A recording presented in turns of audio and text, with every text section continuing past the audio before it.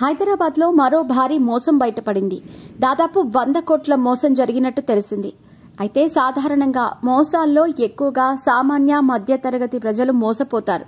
కానీ ఈ కేసులో సెలబ్రిటీలు మోసపోయారు. ఓ వ్యాపారవేత్త ప్రముఖులే టార్గెట్గా భారీ మోసానికి పాల్పడ్డాడు. మీ పెట్స్ కి గ్రూమింగ్ నుంచి బర్త్డే సెలబ్రేషన్స్ వరకు అన్నింటిలో మంచి ఆఫర్స్ ని మాయా టైల్స్ అండ్ ట్రయల్స్ వారు మీ ముందుకి తీసుకుని వచ్చారు. ఎక్కడో కాదు, మన బాచుపల్లిలో. Phone number 8985555318. తృతీయ జ్యువెలరీ అధినేత కాంతి దత్ సినీ సెలబ్రిటీల వద్ద భారీ మొత్తంలో పెట్టుబడులు రాబట్టి హ్యాండ్ ఇచ్చినట్టు తెలిసింది. అతను సస్టైన్ కార్ట్ పేరుతో మోసాలకు పాల్పడ్డాడు. చాలా మందిని కాంతి దత్ తమ కంపెనీకి పరిణితి చోప్రా బ్రాండ్ అంబాసిడర్ అని నమ్మించాడు. డబ్బున్న వారినే టార్గెట్ గా ముందుకెళ్లాడు. ఇందుకోసం భారీగా ఖర్చు చేశాడు. దీంతో చాలా మంది అతన్ని నమ్మారు. కోట్ల రూపాయలు పెట్టుబడి పెట్టారు. తర్వాత మోసపోయామని తెలుసుకున్నారు. గప్చుప్ గా ఉన్నారు.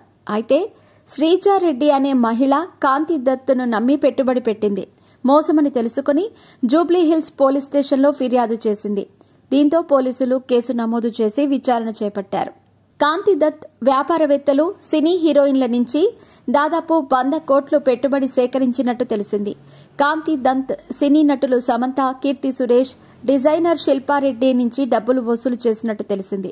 దీనిపై పోలీసులు క్లారిటీ ఇవ్వాల్సిన అవసరం ఉంది. అతనిపై సంతకాలు ఫోర్జరీ చేసి మోసాలకు పాల్పడినట్టు అభియోగాలు నమోదయ్యాయి.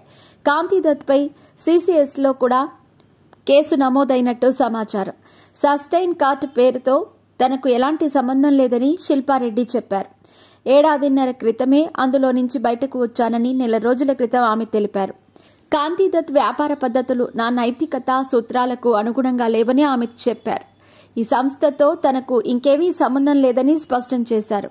సహ వ్యవస్థాపకుడు మిస్టర్ కాంతి దత్తో నాకు వృత్తిపరమైన లేదా వ్యక్తిగత సంబంధం లేదని శిల్పారెడ్డి స్పష్టం చేసిన సంగతి తెలిసిందే.